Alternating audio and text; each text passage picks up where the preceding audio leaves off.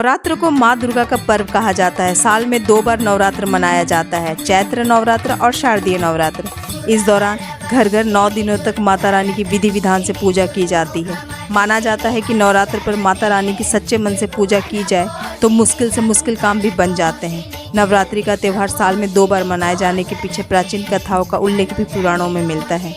माना जाता है कि पहले नवरात्रि सिर्फ चैत्र नवरात्र होते थे, जो कि ग्रीष्मकाल के प्रारंभ से पहले मनाए जाते थे। लेकिन जब श्री राम ने रावण से युद्ध किया और उनकी विजय हुई, विजय होने के बाद वो माँ का आशीर्वाद लेने के नवरात्र की प्रतीक्षा नहीं करना चाहते थे, इसलिए उन्होंने एक विशाल दुर्गा पूजा आयोजित की थी। इसके बाद से नवरात्रि का पर्व 2 बार मनाया जाने लगा। जानिए क्या है नवरात्र का धार्मिक और वैज्ञानिक महत्व। नवरात्रि के 9 दिनों तक माँ जगदम्बे के 9 अलग अलग स्वरूप की पूजा की जाती है। भारत में सदियों से नवरात्रि का त्यौहार मनाया जाता है। देश के अलग अलग हिस्सों में अलग अलग तरीक़ों से नवरात्रि के पर्व को मनाया जाता है। नवरात्रि के पहले दिन घट स्थापना की जाती है।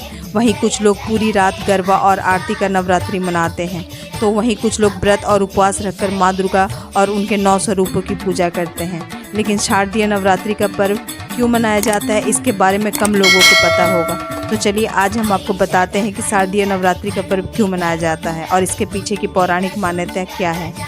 नवरात्रि का पर्व मनाए जाने के पीछे कई तरह की मान्यता है। एक पौराणिक मान्यता के अनुसार महिषासुर नाम का एक दैत्य था। ब्रह्मा जी ने उसे अमर होने का वरदान पाकर वह देवताओं को सताने लगा था। महिषासुर के अत्याचार से परेशान होकर सभी देवता शिव, विष्णु और ब्रह्मा के पास गए। इसके बाद तीनों देवताओं ने आदि शक्ति का आवाहन किया। भगवान शिव और विष्णु के क्रोध व अन्य देवताओं से मुख से एक तेज प्रकट हुआ जो नारी के रूप में बदल गया। अन्य देवताओं ने उन्हें अस्त्र शस्त्र प्रदान किए। इसके बाद देवताओं से शक्ति पाकर देवी दुर्गा ने महिषासुर को ललकारा। महिषासुर और देवी दुर्गा का युद्ध शुरू हुआ जो 9 दिनों तक चला। फिर 10वें दिन माँ दुर्गा ने महिषासुर का वध कर दिया। मान्यता है कि इन 9 दिनों में देवताओं ने रोज़ देवी की पूजा आराधना कर उन्हें बल प्रदान किया। तब से ही नवरात्रि का पर्व मनाने की शुरुआत हुई।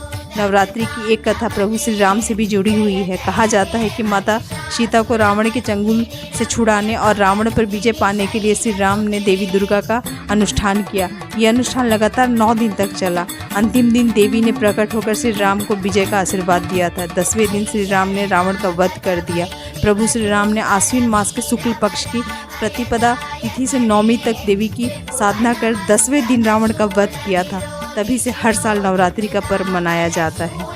वैज्ञानिक दृष्टि से देखें तो दोनों नवरात्र ऋतु संधि काल में आते हैं, यानी जब 2 ऋतुओं का समागम होता है उस दौरान शरीर में वात, पित्त, कफ का समाजन घट बढ़ जाता है। रोग प्रतिरोधक तंत्र कमजोर हो जाता है। ऐसे में इम्यून सिस्टम मजबूत करने के लिए 9 दिन माता के पूजन और व्रत करके अनुशासन युक्त जीवन जीने से शरीर की साफ सफाई होती है, ध्यान से मन की शुद्धि होती है और हवन से वातावरण शुद्ध होता है और हमारी इम्यूनिटी बढ़ती है।